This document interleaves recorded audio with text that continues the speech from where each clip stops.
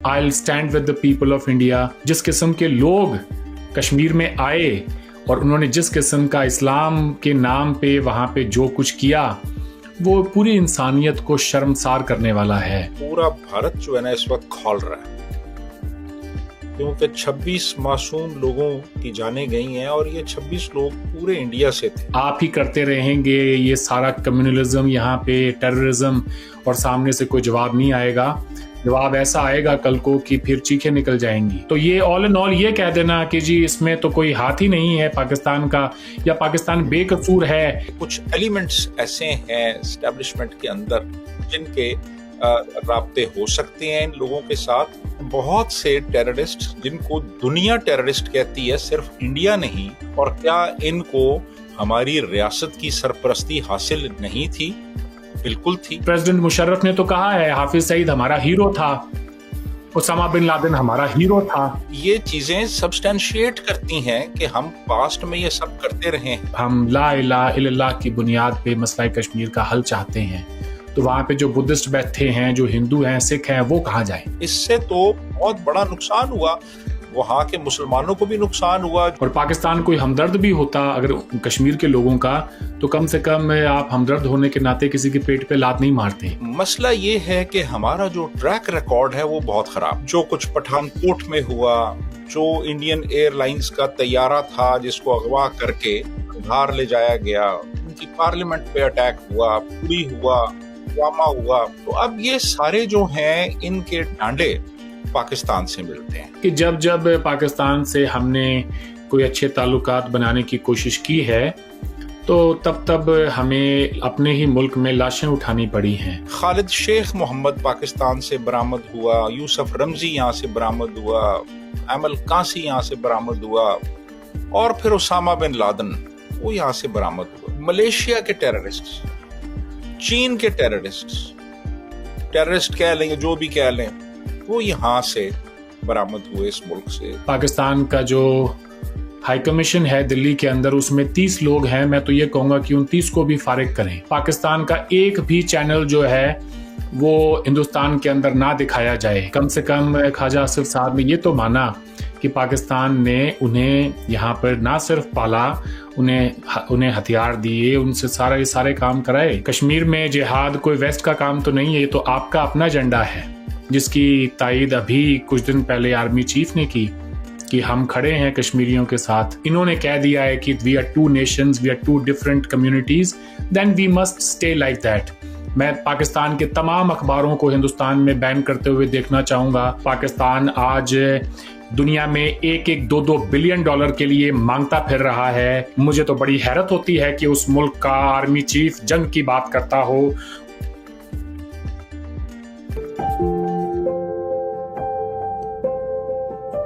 Guys, welcome to another podcast. We've got Arvind Saharan Saab and Wasim Altaf Sahab. आपको तो पता है पहलगाम को एक हफ्ता हो चुका है, शायद थोड़ा सा ज़्यादा हो गया जब by the time this podcast goes on. काफ़ी सारे मीडिया में रिपोर्ट्स आई हैं इंडिया से, पाकिस्तान से, एक्विजिशंस भी हैं, सच भी है, एक्सट्रीमिज्म भी है। इंडिया में खासा रिएक्शन हुआ है मुस्लिम्स के अगेंस्ट। रिपोर्ट्स आ रही हैं जी कि हरासमेंट बढ़ रही है, इंसिडेंट्स ऑफ डिस्क्रिमिनेशन बढ़ रहे हैं, which to me shows a sign that the terrorists have actually won. Pakistan is gathering armies at the LOC. हालात जरा कशीदा से होते जा रहे हैं। तो आइए साहब बात करते हैं। पहला सवाल मेरे ख्याल में जी मैं वसीम अल्ताफ साहब से पूछ लेता हूँ। साहब, क्या आपके ख्याल में जो इंडिया से आवाज़ें आ रही हैं that Pakistan has not done enough to clamp down on extremism and terrorism, इसमें कोई सच्चाई है? Has Pakistan taken some steps to clamp down on extremism? बात यह है कि सच्चाई इस खास वाक़े में जो पाकिस्तान की इन्वॉल्वमेंट है उस पे अभी तक मेरा ज़ाती ख्याल है कि कोई बहुत ठोस सबूत पेश नहीं किया जा सका। उस पे काम हो रहा है, लेकिन मसला ये है कि हमारा जो ट्रैक रिकॉर्ड है वो बहुत ख़राब है। यानी आप ये देखिए कि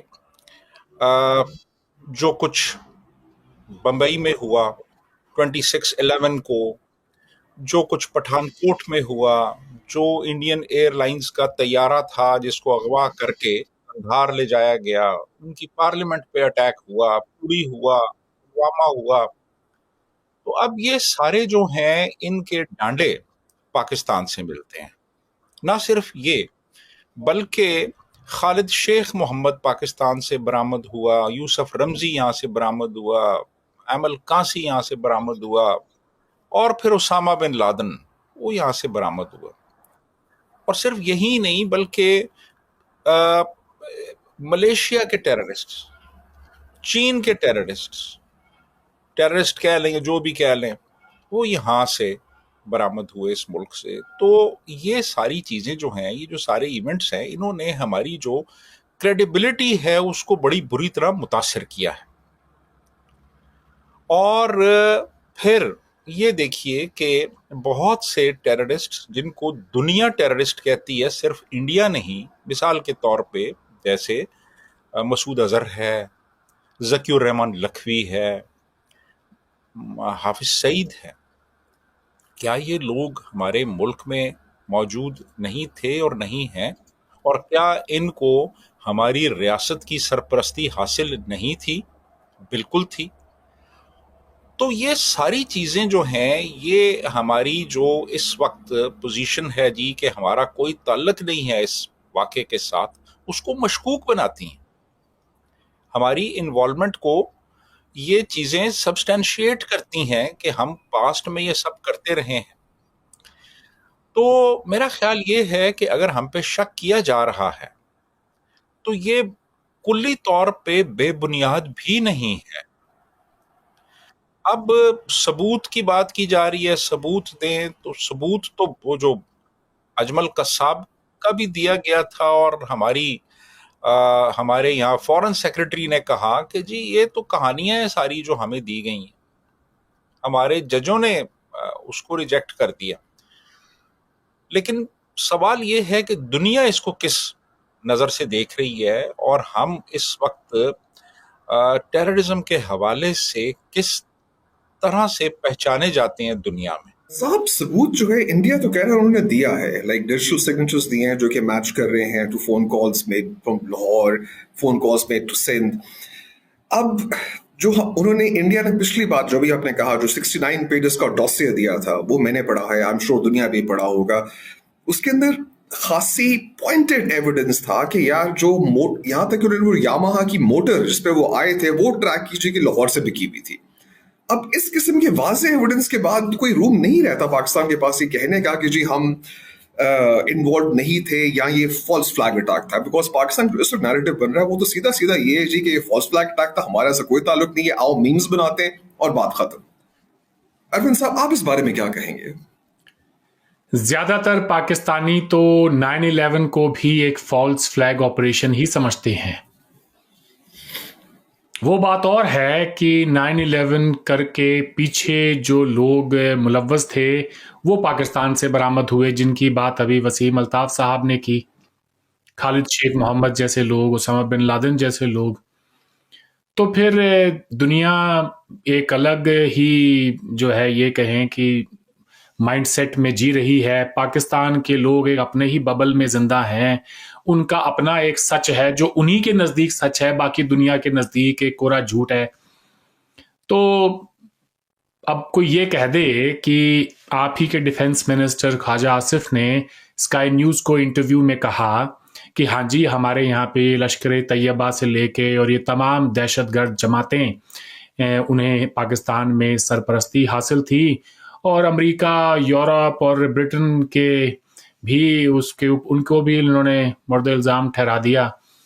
तो खैर उनकी बात वो जाने, लेकिन कम से कम ख्वाजा आसिफ साहब ने ये तो माना कि पाकिस्तान ने उन्हें यहाँ पर ना सिर्फ पाला, उन्हें हथियार दिए, उनसे सारे काम कराए, भले ही वो वेस्ट का डर्टी वर्क के नाम पे कहें या जो भी है। कश्मीर में जिहाद कोई वेस्ट का काम तो नहीं है, ये तो आपका अपना एजेंडा है, जिसकी तायीद अभी कुछ दिन पहले आर्मी चीफ ने की कि हम खड़े हैं कश्मीरियों के साथ। तो हिंदुस्तान के अंदर लोग समझ रहे हैं कि फिर यही आर्मी चीफ के ही जो है इशारे पे चल के और दहशतगर्दों ने ये हमला किया है। वो क्यों ना रिलेट करें दोनों इवेंट्स को, जब एक तरफ तो आप कह रहे हैं कि आपका कोई हाथ ही नहीं होता है, इंडिजिनस मूवमेंट है कश्मीर की, तो फिर let it be an indigenous movement. आप उसमें मामे बन के क्यों और सबको बता रहे हैं कि हम खड़े हैं उनके स्ट्रगल के पीछे? और कौन सा स्ट्रगल? वो स्ट्रगल जिसके लिए सैयद अली शाह गिलानी ने कहा था कि हम ला इलाहा इल्लल्लाह की बुनियाद पे मसला कश्मीर का हल चाहते हैं। तो वहां पे जो बुद्धिस्ट बैठे हैं, जो हिंदू हैं, सिख हैं, वो कहाँ जाए? इनका जवाब किसी के पास नहीं है। एक बंदे से पूछ लें, किसी के पास जवाब नहीं है। तो देखें जी, एक अगर हिंदुस्तान आज ब्लेम कर रहा है तो मेरे ख्याल से पाकिस्तान को सीधा सीधा डिनाई करके और ये फॉल्स फ्लैग ऑपरेशन और इस तरह की टर्मिनोलॉजी का इस्तेमाल नहीं करना चाहिए। ये हाईली इनसेंसिटिव होता है, खासतौर से एक मुल्क जिसके ऊपर इतना बड़ा जख्म लगा हो, उसके जख्मों पे नमक लगाने के बराबर है। तो मैं तो इनका इस्तेमाल करने वालों से सवाल पूछूंगा, फिर पाकिस्तान में भी जो कुछ होता है क्या वो भी फिर फॉल्स फ्लैग ऑपरेशन ही होता है? जब आप ब्लेम करते हैं अफगान तालिबान को, मजे की बात यह है कि वो 20 साल आपके यहाँ पे रही, उनकी सीनियर लीडरशिप, उन्होंने बच्चे पैदा किए, वो बड़े आपके लाडले थे। जब वो गए वापस, जब 2021 के 15 अगस्त को टेक ओवर किया उन्होंने काबुल में, तब आप ही के DG/ISI उस वक्त के फैज हमीद साहब चाय का प्याला पीते हुए इस दुनिया को बता रहे थे कि everything is going to be under control. So what happened there? वहां क्या हुआ? 26/11 में आप देख लें मुंबई में जो हुआ। कल ही मैं सुन रहा था नजम सेठी साहब को, करण थापर के साथ बैठे थे एक इंटरव्यू में, वो कह रहे हैं मेरा अखबार जो है फ्राइडे टाइम्स, वो सबसे पहले पहुंचा अजमल कसाब के घर पे, और वहां जाके उन्होंने फैमिली को इंटरव्यू किया, माँ बाप को इंटरव्यू किया, और उन्होंने बताया कि किस तरह से उस बच्चे को रिक्रूट करके उसे एक टेररिस्ट के अंदर तब्दील किया गया, हिंदुस्तान भेजा गया। कितने एविडेंस इंडिया दे चुका है। उसी की बुनियाद पे डेविड हेडली को सजा हुई है, तहव्वुर राणा को इंडिया में ने एक्स्ट्राडाइट किया है। तो पाकिस्तान की अदालतों ने वहां कब वहां जो है इंसाफ किया? साहब, आपकी बात बिल्कुल सही है, इंडिया ने बहुत सारा एविडेंस दिया है, मगर इस सिचुएशन में जो ही अटैक हुआ, अटैक के 10 मिनट के बाद पूरा इंडियन मीडिया, वेल नॉट पूरा but a large part of the Indian media instantly blame Pakistan. आपके ख्याल में क्या ये थोड़ा तेज नहीं था कि without hard evidence, without getting the data, उन्होंने इंस्टेंटली पाकिस्तान को ब्लेम कर दिया इस चीज के लिए? चले, मीडिया तो कभी कभार इस किस्म का काम कर देता है, क्योंकि एक TRP की होड़ होती है कि हमसे पहले कोई दूसरा खबर ना ले जाए, ये वो। सिर्फ वो उन्होंने ये कहा कि जी पाकिस्तान के इसमें हाथ होने का शक है, लेकिन बाद में जो रिपोर्ट्स आई हैं, NIA ने जो इन्वेस्टिगेशन की है, भले ही आप उससे खुश नहीं हो, लेकिन वो उन्होंने क्लेम तो किया है। अब आगे जो इन्वेस्टिगेशन होंगी उसमें पता चलेगा कि वो कहाँ तक जाते हैं और कौन कौन से उनको सबूत मिलते हैं। बट एज ऑफ नाउ मामला अगर कोई नागालैंड मिजोरम का हो, कहीं और का हो, तो पाकिस्तान को तो कोई ब्लेम नहीं करता। कश्मीर में ही क्यों करते हैं? बिकॉज कश्मीर में पाकिस्तान एक फैक्टर है। कश्मीर हमारे दरमियान बॉर्डर पे LOC पे है, जहां से दहशतगर्द आते जाते हैं, उसकी एक हिस्ट्री है। उनका एक पूरा वहां पे एक दहशतगर्दों का एक एपरेटस है, पूरा वहां पे मौजूद है, नेटवर्क है उनका, जिनको काफी हद तक लोकल सपोर्ट भी होती है इन सम केसेस। तो आप देख रहे हैं उनके जो सिंपथाइजर्स हैं या जिन लोगों ने सपोर्ट किया है, उनके घरों के ऊपर भी एक्शन हो रहा है। तो ये ऑल इन ऑल ये कह देना कि जी इसमें तो कोई हाथ ही नहीं है पाकिस्तान का, या पाकिस्तान बेकसूर है। प्रेसिडेंट मुशर्रफ ने तो कहा है हाफिज सईद हमारा हीरो था, उसामा बिन लादेन हमारा हीरो था, अयमन अल जवारी हमारा हीरो था। ये ऑन रिकॉर्ड आपके प्रेसिडेंट कह रहे हैं बैठ के। तो जनरल मुशर्रफ दुनिया में नहीं है, लेकिन ख्वाजा आसिफ तो हैं। वो खुद कह रहे हैं स्काई न्यूज पे कि हाँ हमने पाला इन लोगों को। अब हम ये कैसे मान लें कि वो आपके कंट्रोल में है सारे के सारे? उन्हीं में से ही कोई ऑफ शूट ग्रुप उनका इकट्ठा होके कुछ लोगों को और जाके ये काम कर दे, ऑफ कोर्स उसका इल्जाम आपके ऊपर ही आएगा। और किसके ऊपर आएगा? आपके यहाँ एक प्राइम मिनिस्टर, लास्ट स्टेटमेंट है, prime minister, former prime minister Imran Khan jail में है, और एक शख्स हाफिज सईद जैसा जिसको कि पाकिस्तान की अदालतों ने 30-35 साल की सजा दी है, वो जेल में क्यों है? वो हाउस अरेस्ट नहीं, वो जेल में क्यों नहीं है, वो हाउस अरेस्ट क्यों है? That shows the seriousness of the state, कि आप सीरियस होते तो उसको भी जेल में डालते, हाई सिक्योरिटी प्रिजन में डालते, भले ही जैसे इमरान खान को रखा है, मगर वो होता जेल में, वो घर पर नहीं होता। अल्ताफ साहब, आपसे एक सवाल मुझे पूछना होगा। कुछ सर्कल से आवाज आ रही कि पाकिस्तान का अब जो आइडिया अबाउट एक्सट्रीमिज्म और टेररिज्म वो चेंज हो गया और हम नहीं करना चाहते ऐसी कोई चीजें। अगर दोबारा कोई 150-200 पेज का एविडेंस फिल्ड डॉसिए आया इंडिया से टुवर्ड्स पाकिस्तान, आपके ख्याल में पाकिस्तान उस पर एक्शन लेगा या नहीं? देखिए जी, बात ये है कि हम इस किस्म की एक्टिविटीज़ में इन्वॉल्व रहे हैं। 79 से 89 तक हम अफ़गानिस्तान में इन्वॉल्व रहे, 89 से 99 तक हम कश्मीर में इन्वॉल्व रहे और बाद में भी इन्वॉल्व रहे हम। फिर वो वॉर एंड टेरर शुरू होगी, तो उसने हमारी जो सिक्योरिटी इस्टेब्लिशमेंट है उसके अंदर एक बहुत बड़ा ऐसा सेगमेंट क्रिएट कर दिया जो कि इन तमाम एक्टिविटीज़ के साथ अटैच्ड था, और उनके अंदर हमदर्दी भी पैदा होगी और उन्होंने इसको एक इस्लामिक कॉन्टेक्स्ट में देखना शुरू कर दिया। और फिर उसके बाद जाहिर है आप एस्पियोनाज में, क्लैंडस्टाइन एक्टिविटीज़ में और इस किस्म की जो भी जो ऑपरेशंस थे उनमें इन्वॉल्व रहे हों, तो फिर आपके पास एसेट्स भी आ जाते हैं और आप खुद भी खासे ताक हो जाते हैं इन तमाम चीज़ों में।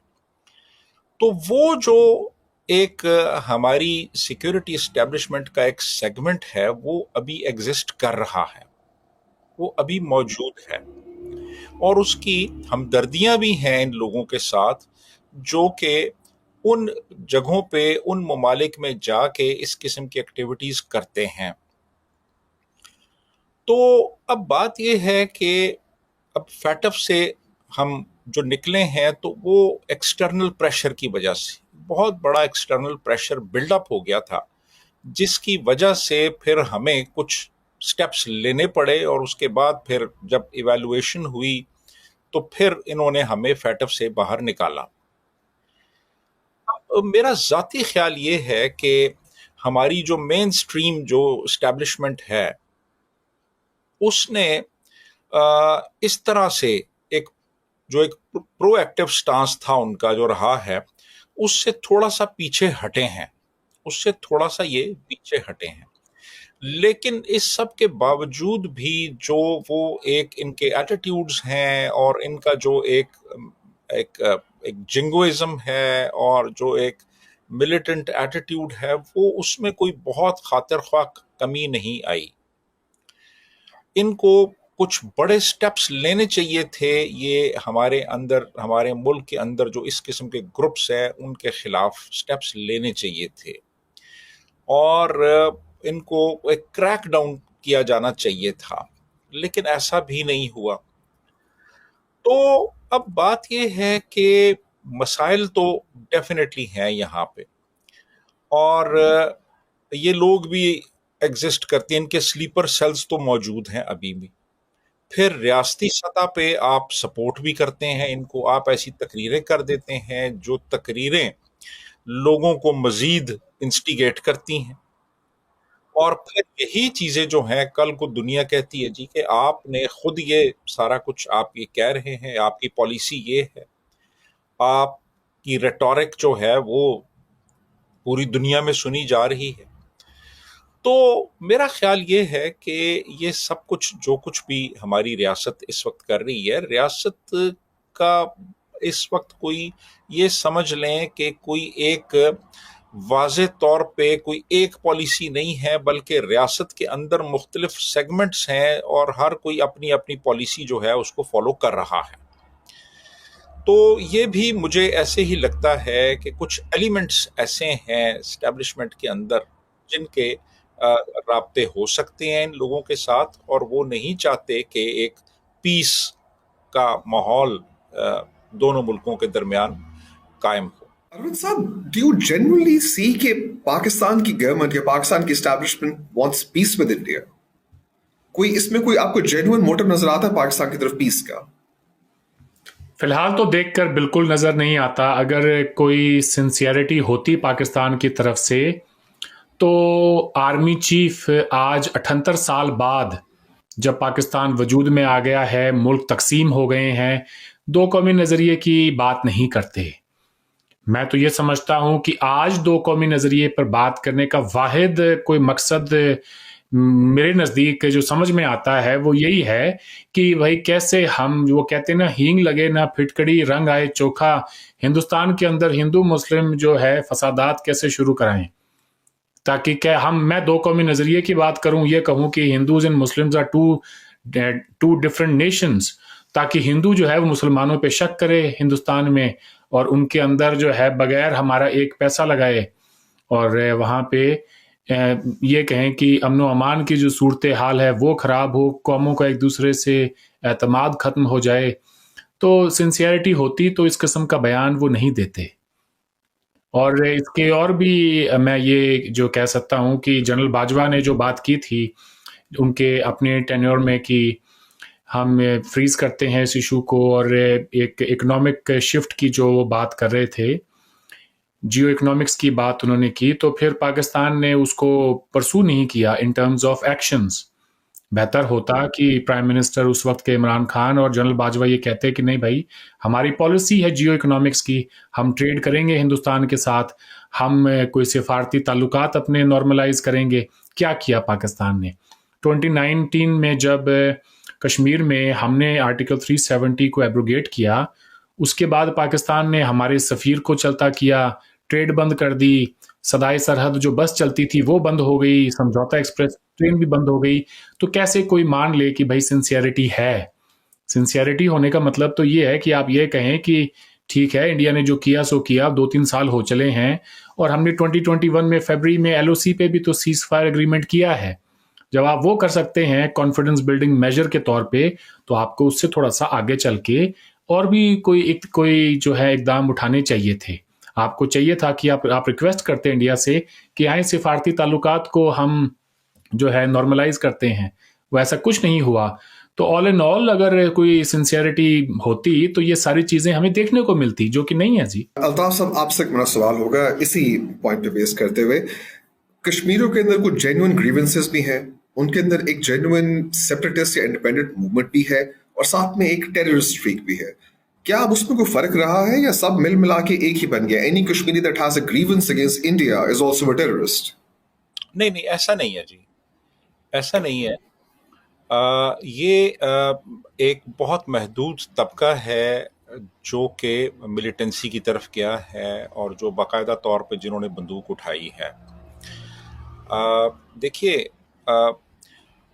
बहुत से ऐसे भी फैक्शंस होते हैं जो कि चीज़ों को नेगोशिएशन के ज़रिए, एक पीसफुल मीन्स के ज़रिए हल करने की कोशिश करते हैं। अच्छा, ये जो लोग हैं ना, ये महदूद हैं और ये 5-6 डिस्ट्रिक्ट्स हैं। अरविंद मुझे करेक्ट करें इसमें कि 5-6 डिस्ट्रिक्ट्स हैं जिनमें ये लोग एक्टिव हैं, और आप तभी एक्टिव हो सकते हैं जबकि आपको एक एक्सटर्नल सपोर्ट मिली हुई हो और आपको बाकायदा स्पॉन्सर किया जा रहा हो, आपको इनकरेज किया जा रहा हो, आपको इक्विपमेंट दिया जा रहा हो, तो ये तभी फिर अपनी एक्टिविटीज़ जारी रख सकते हैं।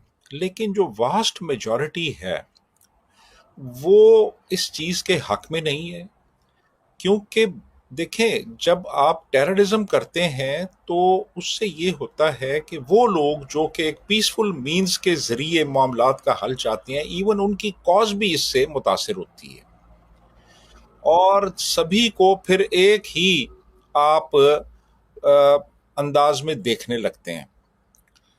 तो मेरा ख्याल ये है कि ये हैं इस किस्म के लोग, लेकिन महदूद हैं खासे, और एक्सटर्नल सपोर्ट के सहारे वो चल रहे हैं। लेकिन जो वास्ट मेजॉरिटी है कश्मीर में, वो ना मिलिटेंसी चाहते हैं, वो एक इकोनॉमिक एक्टिविटी चाहते हैं वहाँ पे। वो चाहते हैं कि टूरिज्म ग्रो करे, वहाँ पे इंडस्ट्री लगे, वहाँ के लोगों में खुशहाली आए, उनकी एक इंटीग्रेशन हो इंडियन स्टेट में। तो ये लोग तो सैबोटाज कर रहे हैं उस चीज़ को भी और इंडो पाक रिलेशंस को भी, और बड़े महदूद मकासद के लिए। अब आपने वहाँ पे 26 सिविलियन मार दिए, आम इनोसेंट लोग मार दिए आपने, तो क्या आपने हिंदू तो छोड़ें, क्या मुसलमानों की भी हमदर्दी हासिल की? यानी इससे तो नुकसान हुआ, इससे तो बहुत बड़ा नुकसान हुआ। वहाँ के मुसलमानों को भी नुकसान हुआ जो वहाँ पे, अब वो देखे ना, अब वो टूरिज्म अगर अफेक्ट होगा तो वहाँ इकोनॉमिक एक्टिविटी अफेक्ट होगी उन मुसलमानों की जो वहाँ पे लेट्स से कि उनको रोजगार मिला हुआ है। और जो इंडियन गवर्नमेंट जो स्टेप्स लेगी फिर, यानी देखे ना, अब कर्फ्यू अगर फर्ज करने लगा दिया जाता है या कुछ इलाके जो है वो ममनू करार दे दिए जाते हैं, वहां पे कोई जा नहीं सकता, तो इससे तो फिर वो उनका रोजगार अफेक्ट होगा। तो मैं समझता हूँ कि मेजॉरिटी जो है वो नहीं चाहती कि मिलिटेंसी हो, मेजॉरिटी यही चाहती है कि वहाँ पे पीस हो, इकोनॉमिक एक्टिविटी हो और आप इंटेग्रेट हो मेन स्ट्रीम पॉलिटिक्स में और इंडिया के साथ। अरविंद साहब, पाकिस्तान में कुछ मीडिया और कुछ सोशल मीडिया पे वॉइसेस है, वो कह रही है कि दिस इज रिवेंज फॉर जो ट्रेन पे अटैक हुआ था बलूचिस्तान में। How do you see that? Is there any connection between the two? जी, इससे पहले कि मैं इस सवाल का जवाब दूं, मैं थोड़ा सा इजाफा करना चाहूँगा जो वसीम अल्ताफ़ साहब ने बात की। अगर ज़्यादातर कश्मीर के लोग इसी टेररिज्म के बयानिए के साथ होते तो फिर कश्मीर में ये जो 2 करोड़ 40 लाख, 2 करोड़ 30 लाख इस तरह के नंबर्स टूरिज्म के हमें देखने को नहीं मिलते पिछले 2-3 साल में जो वहाँ पे टूरिस्ट आए हैं। इससे ये पता चलता है कि मकामी आबादी जो है वो चाहती है कि उनके यहाँ लोग आएं, उनके यहाँ पे उसी टूरिज्म के हवाले से जॉब्स जनरेट हों, उनके घरों में खुशहाली आए और 4 पैसे कमाएं लोग बेसिकली। और लोग अगर दहशतगर्दों के साथ होते तो फिर ये जो हम कैंडल लाइट मार्चेस देख रहे हैं कश्मीर में इस वक्त, वो देखने को ना मिलती। उमर अब्दुल्ला जो कि चीफ मिनिस्टर हैं, उनकी तरफ से ये बयान ना सुनने को मिलता कि हम शर्मिंदा हैं कि हमारे घर आए मेहमानों के साथ में हमने क्या किया, उनके साथ ये हुआ। ये सब बातें ना देखने को मिलती। और पाकिस्तान कोई हमदर्द भी होता अगर कश्मीर के लोगों का, तो कम से कम आप हमदर्द होने के नाते किसी के पेट पे लात नहीं मारते। 80% बुकिंग्स जो हैं वो इस वक्त मैं एक रिपोर्ट में पढ़ रहा था हमारे ही अखबार में किसी में कि वो कैंसिल हुई हैं। बावजूद ऐसे भी लोग हैं जो ये कह रहे हैं कि नहीं जी हमें कश्मीरियों का साथ देना चाहिए। मैं उन लोगों में से हूँ जो ये कहूँगा कि ये जो दहशतगर्द हैं इनको हमें जीतने नहीं देना है। हमें चाहिए कि हम कश्मीर में विजिट करें अपने सिक्योरिटी फोर्सेस के ऊपर, और जो इलाके के मकामी लोग हैं उनके ऊपर यकीन उनको होना चाहिए। तो ऐसे तो फिर ये दहशतगर्द जीत जाते हैं अगर आप सरेंडर कर दें तो देखें जी, एक वक्त था जब कोई ग्रीवियंस थी, लेकिन वो वक्त जो है वो जैसे जैसे इंडिया के अंदर पार्टीशन के बाद और कश्मीरी आगे चलते चले गए, वो ग्रीवियंस खुद ब खुद ख़त्म हो गए थे।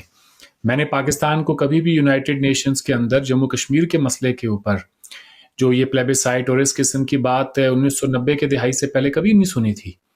ये इशू था ही नहीं कोई इस तरह का। ये तो जब अफगान जिहाद खत्म होने के बाद में एक बाकायदा स्पॉन्सर्ड मिलिटेंसी का आगाज हुआ जम्मू कश्मीर में, पाकिस्तान स्पॉन्सर्ड मुजाहिदीन जिहादी भेजे गए वहां पे, जिस भी नाम से आप उन्हें जो है पुकारें, उसके बाद का ये सारा तसलसल है जो हमें देखने को मिल रहा है। तो एक से मैं ये कहूँगा कि चलें जी, आपकी किसी हिंदू से प्रॉब्लम हो सकती है, हालांकि 5% थे कश्मीरी पंडित वहाँ रहने वाले, क्या कोई 5% किसी एक मेजॉरिटी कम्युनिटी के ऊपर किस किस्म का वो बर्बरियत जुल्म उनके ऊपर ढा सकते हैं। चलें उनकी छोड़ें, एक सिनेमा हॉल नहीं छोड़ा कश्मीर में, एक लाइब्रेरी नहीं छोड़ी, उनसे किसी की क्या दुश्मनी हो सकती है भाई? जिस किस्म के लोग कश्मीर में आए और उन्होंने जिस किस्म का इस्लाम के नाम पे वहाँ पे जो कुछ किया, वो पूरी इंसानियत को शर्मसार करने वाला है। इस पे बहुत सारे सवाल उठाए जा सकते हैं। अब रहा सवाल ये कि जी आपने कहा कि जाफर एक्सप्रेस का हुआ, ये उसका बदला है, तो इसका मतलब आप ये कह रहे हैं कि हिंदुस्तान ने करवाया जाफर एक्सप्रेस का अटैक। तो ये भी एक झूठ है। बलूचिस्तान के अंदर लोगों के जेन्युइन ग्रीवियंसेस हैं, उनकी गैस, उनकी ज़मीन, उसके अंदर से नेचुरल रिसोर्सेज पे जो है पहला हक वहाँ के मकामी लोगों का होना चाहिए। अगर आपने वो दिया होता तो किसी की जुर्रत नहीं हो सकती है कि वो उनके सेंटिमेंट्स को एक्सप्लॉइट कर सके। साहब डेफिनेट बायस शर्म का मुकाम है, मगर Pakistani media is and quite a few voices in Pakistan are saying that BLA और बलोच को सपोर्ट आ रही है इंडिया से। जिस तरह यहाँ पे हम कहते रहते हैं जी कि हम मॉरल सपोर्ट दे रहे हैं और हम उनके साथ खड़े हैं और उनकी फ्रीडम स्ट्रगल में उनके साथ हैं, इज इट नॉट ट्रू कि इंडिया से भी ऐसी वॉइस? ये कोई नहीं कह रहा कि हम उनके फ्रीडम स्ट्रगल में साथ खड़े हैं। एक इंडियन प्राइम मिनिस्टर, प्रेसिडेंट, किसी मिनिस्टर का बयान आप बता दें मुझे जिसमें उन्होंने कहा हो कि जी हम उनके इस स्ट्रगल के साथ हम खड़े हैं। We have nothing to do with them. वो जाने, पाकिस्तान का स्टेट जाने कैसे डील करते हैं आप उनके साथ। 4 सूबे हैं, हिंदुस्तान की क्या बात करनी। यहाँ तो 28 के करीब हमारे सूबे हैं, तो अगर कहीं पे कोई ट्रबल हो तो हम हर चीज को तो एक्सटर्नलाइज नहीं कर सकते। आपके पास तो सूबे ही 4 हैं और चारों के अंदर मुसलमान हैं, कलमा गो मुसलमान है। मुसलमानों के लिए मुल्क बना, 2 कौमी नजरिए की बुनियाद पे बना, फिर भी साथ में नहीं है। सेक्टेरियन वायलेंस है पाकिस्तान में, क्या उसके लिए इंडिया जिम्मेदार है? इसी की वजह से चले सारी चीजें आप एक तरफ करें। मेरा तो सिंगल एक पॉइंट ब्लैंक सवाल है, आपका पासपोर्ट इराक, अफगानिस्तान, सोमालिया के साथ क्यों है खड़ा हुआ? आप ऊपर क्यों नहीं हैं?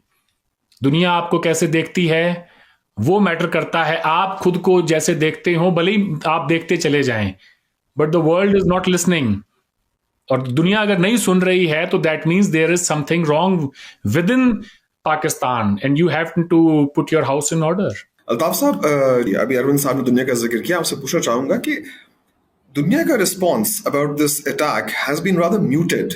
लाइक चाइना ने कोई मेजर रिस्पॉन्स नहीं दिया, अमेरिका ने भी, वो ट्रम्प साहब ने पता नहीं क्या अपनी 1000 साल लड़ाई की दास्तान छेड़ दी हमारे साथ। ये नैरेटिव वॉर क्या पाकिस्तान जीत रहा है? क्या दुनिया पाकिस्तान के साथ खड़ी है इस सिचुएशन में? नहीं जी, ऐसा नहीं है, ऐसा नहीं है। दुनिया ने अपने आप को एक डिस्टेंस कर लिया है जी। दुनिया इस इशू से और इस पूरे मामले से और इंडो पाक जो एक कॉन्फ्लिक्ट चला आ रहा है कई दहाइयों से, दुनिया उसमें दिलचस्पी नहीं ले रही। दुनिया इस वक्त बहुत से दूसरे मसाइल में घिरी हुई है। इस वक्त एक मेजर कॉन्फ्लिक्ट यूरोप में चल रहा है, एक कॉन्फ्लिक्ट मिडिल ईस्ट में है, इकोनॉमिक क्राइसिस है, ट्रेड वॉर्स इस वक्त जारी हैं। तो इन हालात में दुनिया अपने मामलात में उलझी हुई है और दुनिया कोई ख़ास उसने दिलचस्पी जाहिर ही नहीं की इन हालात में, इन मामलात में। आपको शायद याद हो कि जब इंडियन पार्लियामेंट पे अटैक हुआ था और उसके बाद फिर फौजें दोनों बॉर्डर्स पे आ गई थीं, तो बड़ी एक फ्रैंटिक एक्टिविटी आपको नज़र आती थी अमेरिकन डिप्लोमेट्स की। इंडिया में भी, पाकिस्तान में भी, इधर जा रहे हैं, उधर जा रहे हैं, और बड़ी कोशिश की उन्होंने इस हवाले से कि किसी तरीके से कोई आर्म्ड कॉन्फ्लिक्ट ना हो। अरविंद साहब, अगर मैं आपसे पूछूं, आपको कोई नजर आती है chance of normalization of relationship after all this within our lifetimes, या अगले 50 साल तक भूल जाए इस बात को? देखें जी, फिलहाल जो हालात हैं उन्हें देखकर तो मुझे दूर दूर तक उम्मीद की कोई किरण नजर नहीं आती। कोई किरण नजर नहीं। कोई अच्छे ताल्लुकात के लिए माहौल कभी कुछ बन सकता था, लेकिन सिलसिलेवार तरीके से अगर इस तरह से हमले होते रहेंगे तो मेरा नहीं ख्याल कि कोई भी हुकूमत ये जुर्रत कर सकती है। और करे भी क्यों? आखिर उन्हें मिलेगा क्या बदले में? लोग यही कहते हैं हिंदुस्तान में कि जब जब पाकिस्तान से हमने कोई अच्छे ताल्लुकात बनाने की कोशिश की है तो तब तब हमें अपने ही मुल्क में लाशें उठानी पड़ी हैं, और तारीख ने हमें यही सबक दिया है। तो सॉरी टू से बट मुझे तो कोई उम्मीद नज़र नहीं आती है। बल्कि मैं तो ये समझता हूँ कि इससे बुरा दौर हमने पिछले 78 साल में देखा नहीं है। साहब, इसी सिलसिले में एक सवाल पूछना है मैंने आपसे कि मेरे इंडियन फ्रेंड्स मुझे कहते रहे थे कि पाकिस्तान का नैरेटिव ही आर्मी और इस्लाम है। आपने अपने एक्सपीरियंस में पाकिस्तान में कोई जेन्युइनली लिबरल व्यू पॉइंट देखा है कि उसका अपना स्पेस नजर आया आपको, या सभी इस्लामिस्ट मिलिटेंट है? नहीं, डेफिनेटली पाकिस्तान के अंदर एक बहुत बड़ा तबका है जो कि लिबरल है, प्रोग्रेसिव है, इस दुनिया के साथ कदम से कदम मिला के चलना चाहता है। उन्हें इस बात का अंदाज़ा है कि दुनिया कहाँ चली गई है और हम कहाँ रह गए हैं। लेकिन बदकिस्मती से वो लोग इक़्तिदार में नहीं हैं। रियासत की जो पॉलिसी है वो उन लोगों के हाथ में है जो आज भी इस मुल्क को 80 साल पहले कोई निज़ाम, जो थ्योरी कोई आपके बड़े दे के चले गए थे, उसके ऊपर चलाना चाहते हैं। बावजूद इसके कि जिन्ना साहब ने अपनी ज़िंदगी में ही दो कौमी नज़रिए को खैरबाद कह दिया था, लेकिन उसको कोई कोट नहीं करता। लोग कहते हैं नहीं, आपने बाबा जी जो आपने पहली बात सबसे कही थी ना, हम उसको मानेंगे, उसके बाद में आपने जो कुछ भी कहा वो हमारे लिए मैटर नहीं करता।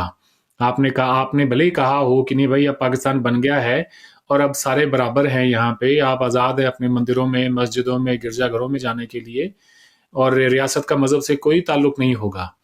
लेकिन अब वो एक महज एक तकरीर रह गई है पाकिस्तान के सेक्युलर, लिबरल, प्रोग्रेसिव तबके के हाथ में, जिसको वो हर साल एक दिन याद कर लेते हैं।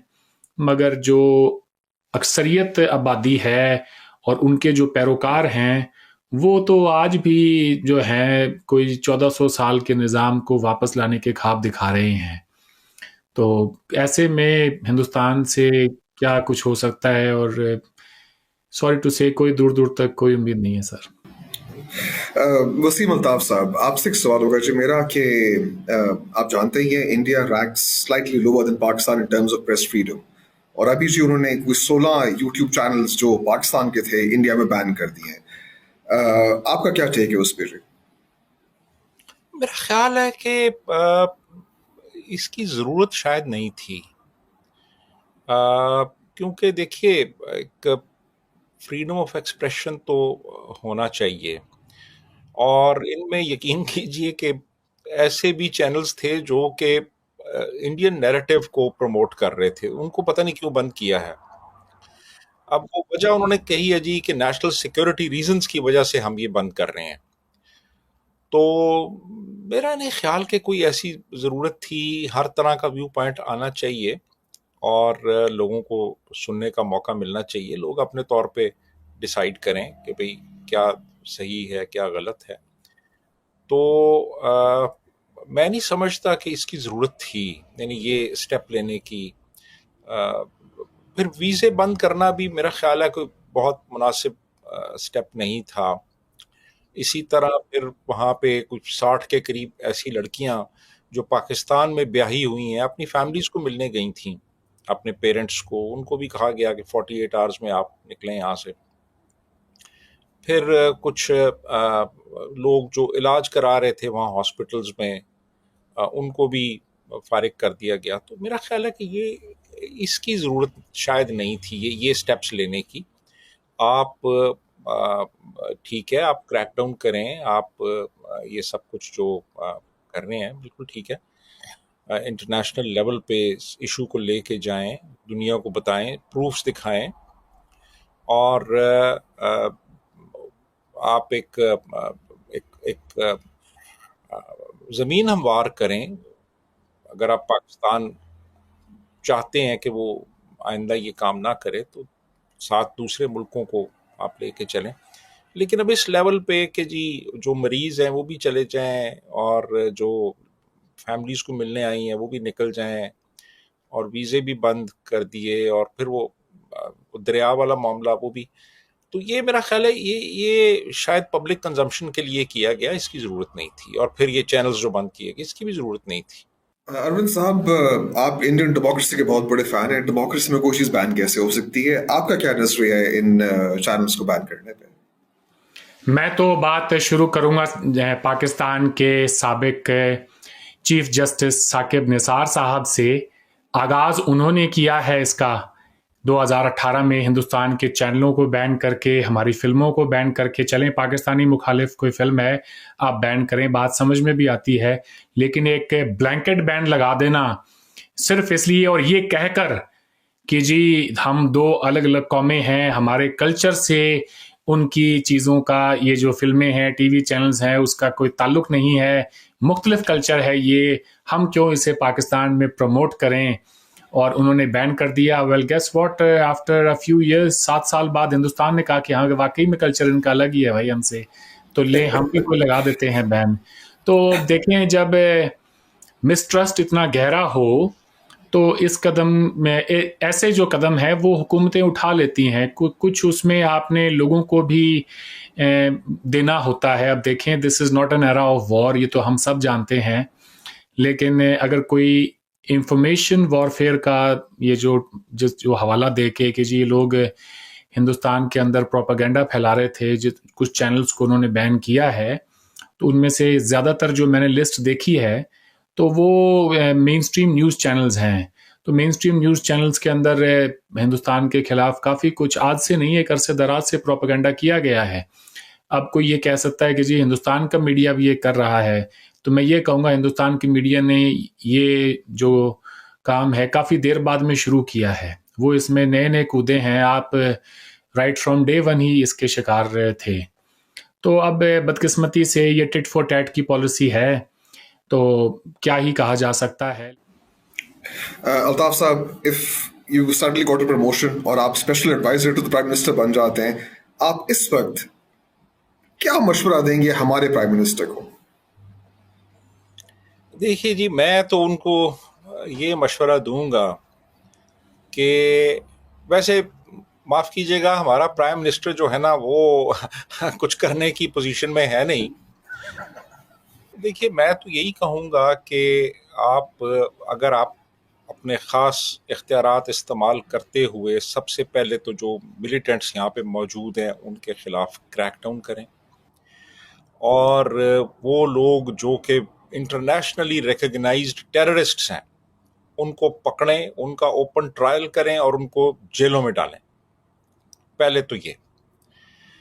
दूसरा, मैं उनको मशवरा दूंगा कि वो इस हवाले से जो भी है अपनी पोजीशन वाज़े करें, ठीक है, और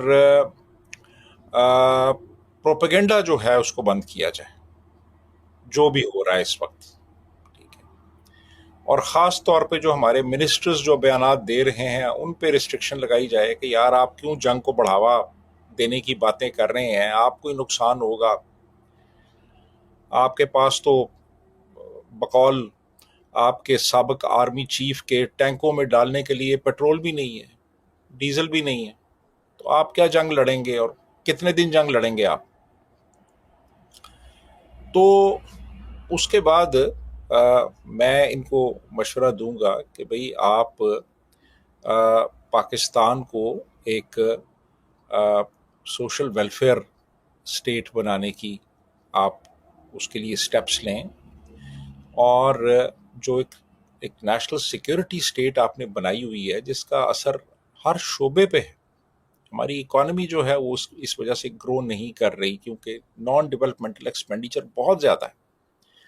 हमारे जो टेक्स्ट बुक्स हैं उनको तब्दील करें, जो हेट मटेरियल है उसको निकालें, उनसे बाहर निकालें।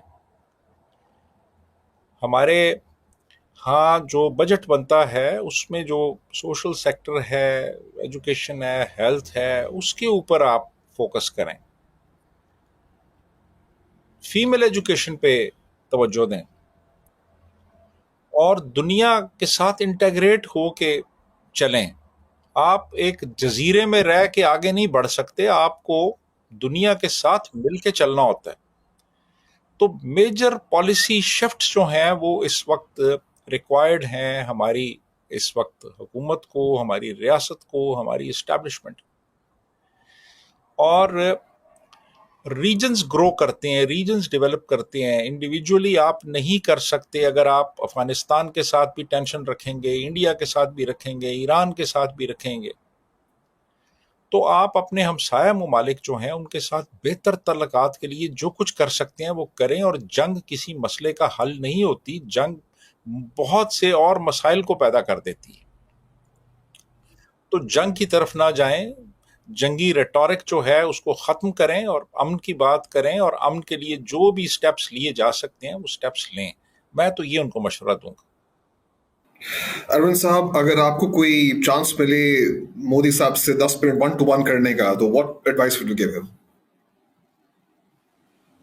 मैं मोदी साहब को कोई मशवरा नहीं दूंगा, क्योंकि मैं ये समझता हूँ कि वो ऐसे लोगों से घिरे हुए हैं जो कि उन्हें मुझसे ज़्यादा अच्छे मशवरे दे सकते हैं। मेरे ख्याल से आपका ताल्लुक पाकिस्तान के रेफरेंस से है। नहीं साहब, मेरा मैं आपको I would ask you to what advice to give to Modi साहब। पाकिस्तान की इन एडवाइस से मैंने अल्ताफ साहब से ली थी। आई वुड वांट योर नहीं, advice in in for Modi terms ji. Of मैं ये कह रहा हूँ पाकिस्तान के हवाले से कि पाकिस्तान के लिए क्या पॉलिसी होनी चाहिए, ये जी सवाल है सर, आपका। जी जी वही मैं बिल्कुल कह यही रहा हूँ, एक सवाल तो है। ये कि मोदी साहब के लिए इन जनरल हिंदुस्तान में मैं उनको क्या करते हुए देखना चाहता हूँ किसी भी फील्ड में। एक तो वो सवाल हो जाता है कि ये है कि वीजा भी पाकिस्तान मोदी साहब की क्या पॉलिसी होनी जी चाहिए।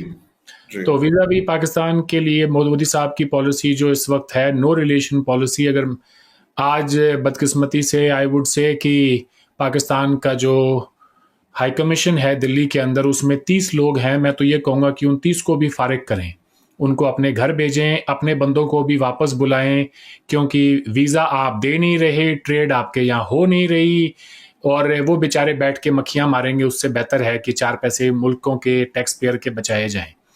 और पाकिस्तान से किसी भी किस्म का कोई भी ताल्लुक ना रखें। इंटरनेशनल क्रिकेट काउंसिल में कोई अगर आईसीसी का टूर्नामेंट हो, पाकिस्तान के साथ हमारा टाकरा हो जाए, तो मैं तो ये कहूँगा आप बॉयकॉट करें, वॉक ओवर दे दें पाकिस्तानी टीम को, उनको वो उनके पॉइंट्स दे दें, let them have their game, don't play with them, don't have any cultural, social, economic exchange with them. मैं तो उनको ये कहूँगा कि पाकिस्तान के तमाम YouTube channels including entertainment channels, Pakistan का एक भी चैनल जो है वो हिंदुस्तान के अंदर ना दिखाया जाए, और उसको कंप्लीट उस पर बैन लगाया जाए। एक भी पैसा हिंदुस्तान का पाकिस्तान के अंदर नहीं जाना चाहिए। मैं तो ये कहूँगा, ये वो लीस्ट मेजर्स हैं। मैं वो हर चीज़ वो कहूँगा जो हमें जंग से टाल के, अगर हम हिंदुस्तान के लोगों को मुतमईन कर सके कि हाँ, हमारा इन लोगों से कोई ताल्लुक नहीं है, इन्होंने कह दिया है कि we are two nations, we are two different communities, then we must stay like that. मैं पाकिस्तान के तमाम अखबारों को हिंदुस्तान में बैन करते हुए देखना चाहूँगा कि कोई भी हमारा बंदा पाकिस्तान की पता ही ना चले कि भाई वहाँ पे हो क्या रहा है। मैं तो ये सब देखना चाहूँगा, बस जंग ना हो। बाकी जिस एक्सटेंट तक भी हुकूमत जाना चाहे, मैं उसके भी आगे उनको लेके जाने के लिए तैयार हूँ। I will stand with the people of India, क्योंकि हमारे यहाँ पे मुसलसल ये काम होता आ रहा है। लोग गुस्से में हैं, हों भी क्यों ना। तो मैं तो यहाँ तक कहूँगा पाकिस्तान के अवाम को, बल्कि मैं ये कहूँगा एंड में कि जो खास तौर से आपके प्राइम मिनिस्टर साहब को एक दफ़ा उनसे पूछा गया था कि भाई फिर क्या करेंगे, उन्होंने कहा देखते हैं, कोई पैसे मिल गए तो ठीक है, नहीं तो फिर काम करेंगे। तो जो काम आपको पहले करना चाहिए कि भाई आप काम करें, अपनी कोई कमाई करें, ठीक है, मेहनत करें, अपने जिस्म को थोड़ा सा काम पर लगाएं, वो काम करना चाहिए। पैसे मांगने से किसी का घर ज़्यादा दिन तक नहीं चलता है। तो हमारे प्राइम मिनिस्टर ने जो एक दफ़ा केरल में बात कही थी कि आए, पाकिस्तान से मुखातिब होकर कहा था, आए हम बेरोज़गारी के खिलाफ, गुर्बत के खिलाफ, जहालत के खिलाफ एक जंग का आगाज़ करें। तो आए उस फ्रंट पे लड़ते हैं। हमसे हसद के चलते, जलन के चलते, जब हम अच्छा कर रहे हैं, हमारी इकोनॉमी 8 to 9% ग्रो कर रही है, चंद लोग आते हैं मुंबई में, हमारे फाइनेंशियल सेंटर को हिट करते हैं, और उसके बाद में खैर की तवक्को, मेरे ख्याल से ये थोड़ी ज्यादती है जी।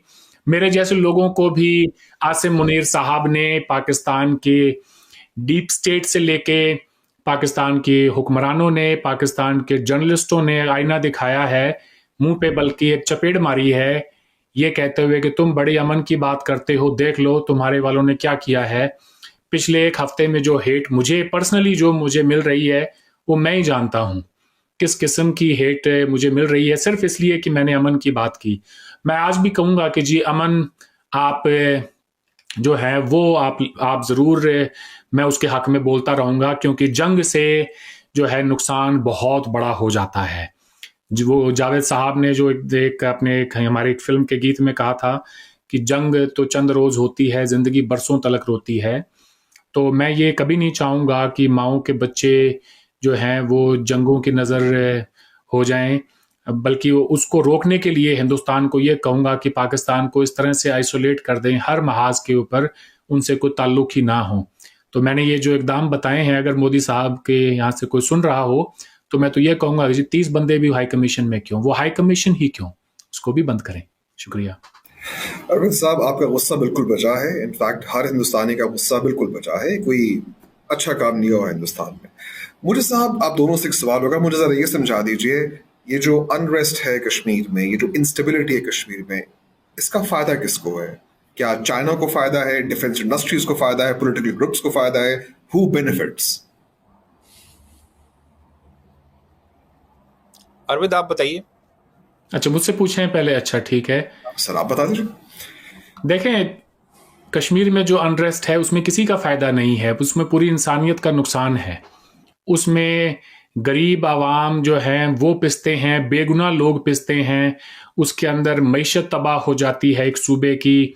लोगों के घर में से जो है खाने पीने की किल्लत से लेके उनके बच्चों की तालीम तक पर असर पड़ता है, उनकी सेहत पर असर पड़ता है।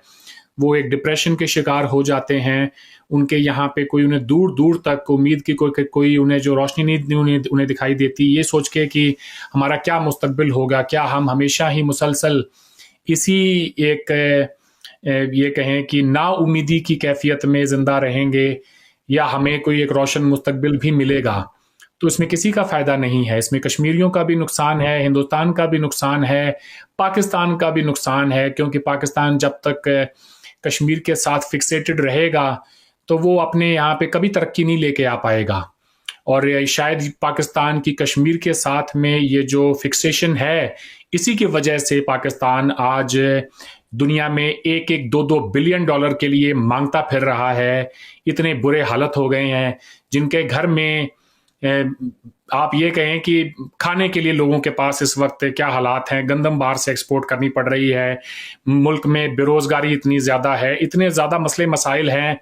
मुझे तो बड़ी हैरत होती है कि उस मुल्क का आर्मी चीफ जंग की बात करता हो, वो लोगों को इश्तियाल दिलाता हो, लोगों को उम्मीद देने का काम था, लोगों को बांटने की बात करता हो। तो ऑल इन ऑल ऐसे लोग ना ही पाकिस्तान के हमदर्द हैं और ना ही इस पूरे खित्ते के। वसीम साहब, देखिए, ये जो कुछ भी अरविंद ने कहा, मैं इसे एग्री करता हूँ।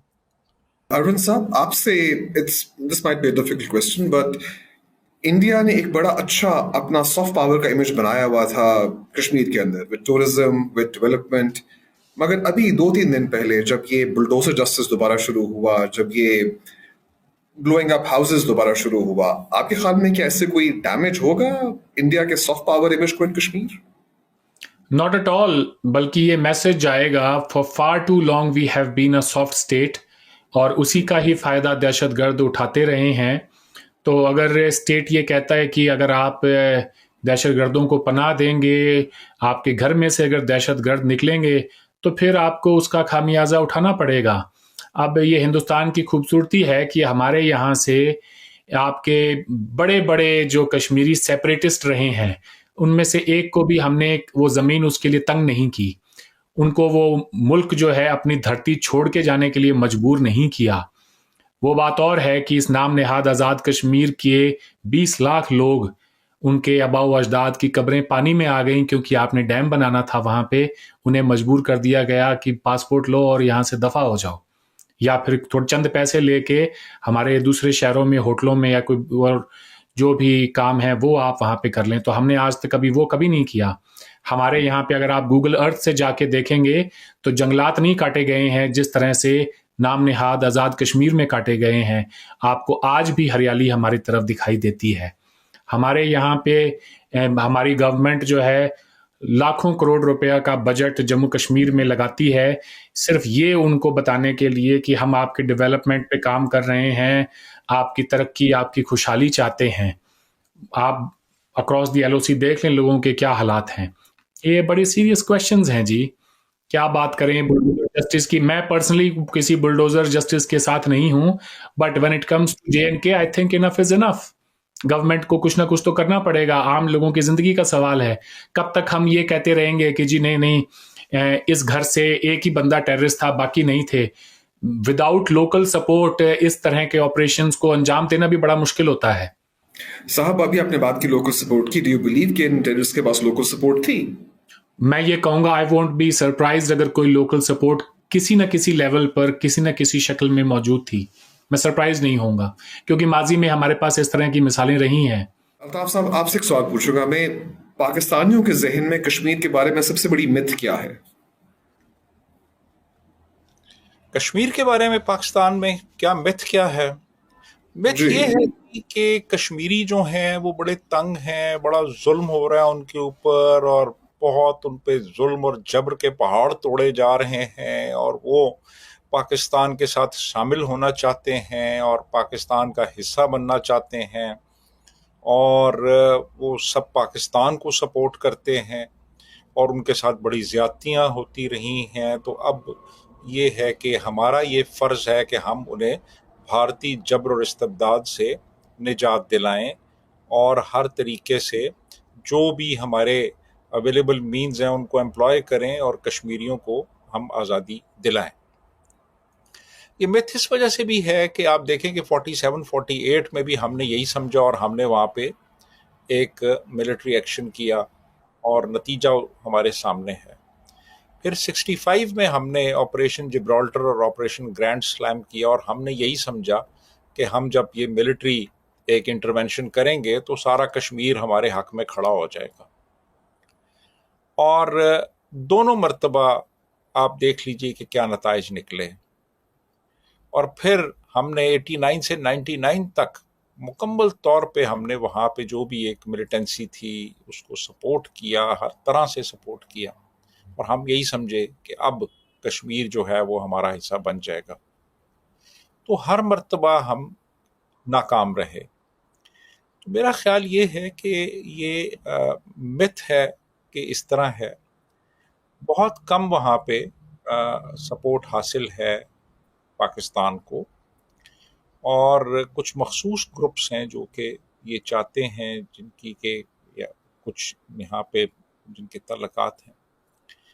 लेकिन मेरा ख्याल है कि पूरे कश्मीर को और कश्मीरियों को और उनकी एस्पिरेशंस को हमें बहुत एक डिस्पैशनेटली रिव्यू करने की ज़रूरत है कि कश्मीर में क्या सूरत हाल है, और तभी हम एक रियलिस्टिक पॉलिसी कश्मीर के हवाले से बना सकेंगे। और इंडिया का जो भी रोल है उसको भी हमें अब रिव्यू करने की ज़रूरत है, और पूरा हमें अपना एक जो वर्ल्ड व्यू है, पूरा पर्सपेक्टिव तब्दील करना पड़ेगा अगर हम चाहते हैं कि हम इस खित्ते में अमन हो। Arvind Saab, any final words from you, Ji, about the present situation and where do you see this going?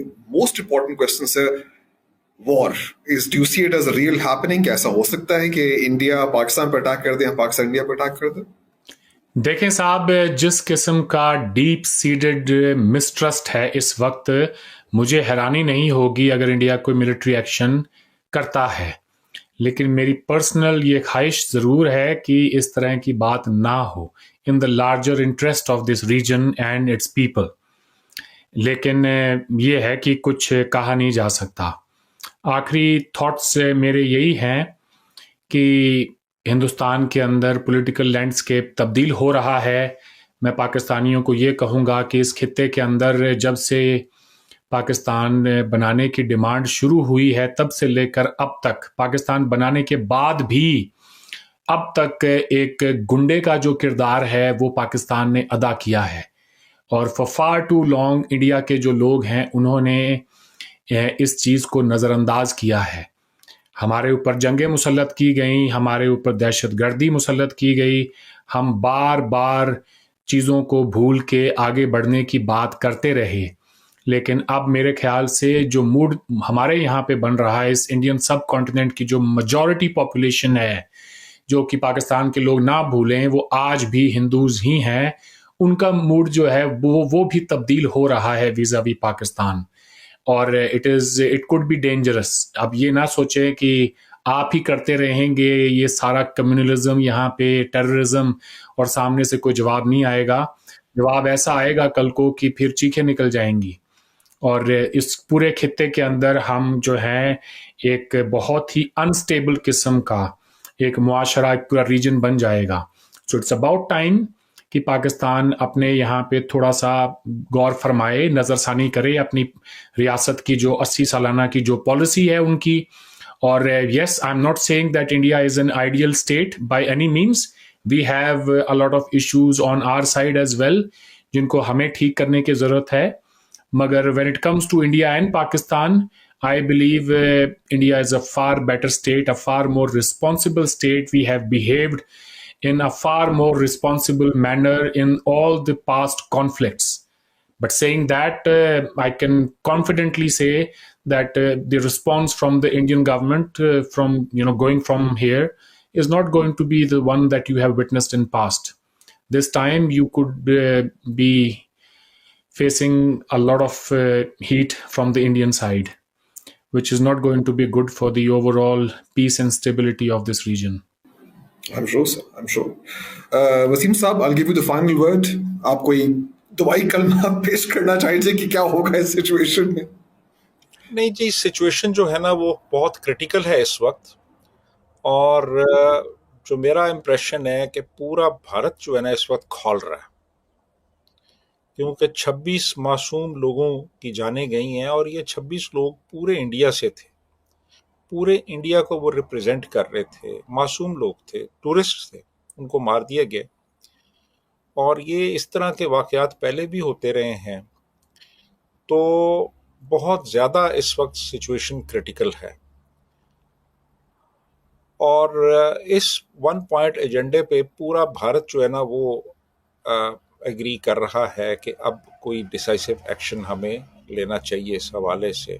तो अब इन हालात में आप दुनिया की चौथी बड़ी ताकत जो है, जो इकोनॉमिकली भी आपसे ज़्यादा मजबूत है, मिलिटरीली भी आपसे ज़्यादा मजबूत है, इंटरनेशनल लेवल पे भी उसको इतनी सपोर्ट हासिल है, आप उससे जंग करेंगे तो उसका नतीजा सिर्फ आपकी तबाही में निकलेगा। और जंगी जो इस वक्त सूरत हाल है वो बहुत ही एक नाजुक मरहले में दाखिल हो चुकी है।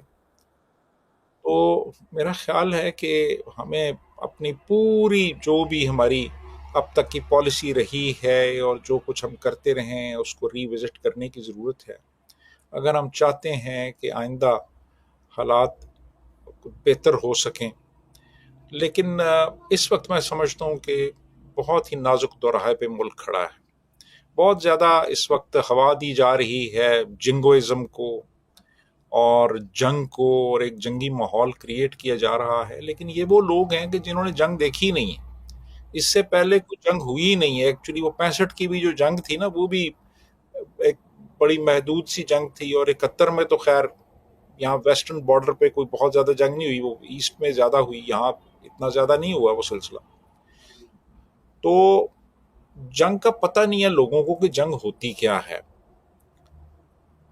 तो मेरा ख्याल है कि होश के नाखून लेने चाहिए, और हमारे जो भी हमारी इंटेलिजेंसिया है, हमारे जो इंटेलेक्चुअल्स हैं, उनको भी आवाम को सही बात कहनी चाहिए। लेकिन यहाँ पे अब मसला ये हो चुका है कि जो भी अमन की बात करता है और जो भी सुलह सफाई की बात करता है, उस पर फौरन गद्दार का लेबल लगा दिया जाता है।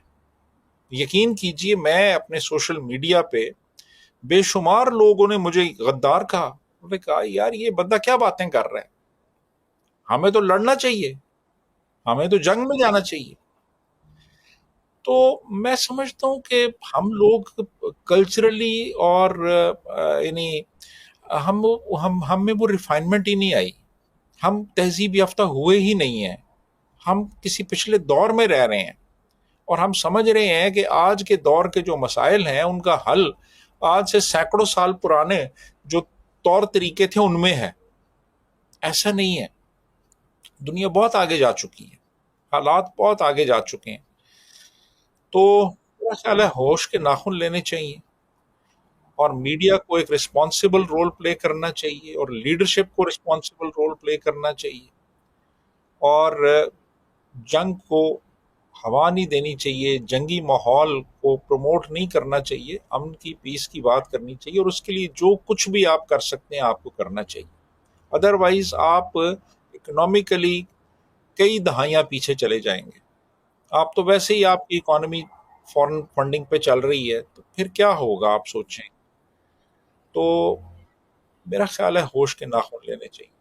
अरविंद साहब, आपके लिए I thought you had to say, आपने कुछ बात करनी थी या जी, मैंने एक पॉइंट सिर्फ ऐड करना था। मुझसे किसी ने पूछा था पिछले कुछ दिनों में कि अरविंद ऐसा क्या किया जाए कि जिसके चलते इस इंडियन सब कॉन्टिनेंट में पीस आ जाए। तो मैंने इसका जवाब ये दिया कि जिस दिन पाकिस्तान को रियलाइज़ होगा कि हिंदुस्तान उनके ही अपने मज़हब के मानने वाले जो भाई बहन हैं जिनकी तादाद 25 करोड़ के करीब है, उनका भी मुल्क है। ये सिर्फ हिंदुओं का मुल्क नहीं है, इसमें आपके अपने 25 करोड़ मुसलमान भाई बहन भी रहते हैं। जिस दिन आपको ये रियलाइजेशन होगी, उस दिन खित्ते में अमन आ जाएगा। Listen, I'll thank you both. Thank you so much. Really appreciate your time. Really appreciate you being here. Wasim Saab, I'm sure दोबारा मुलाकात रहेगी. Arvind Saab, thank you so much for coming back on the show. Really enjoyed having and learning from you, sir. Thank you so much. Thank you so much.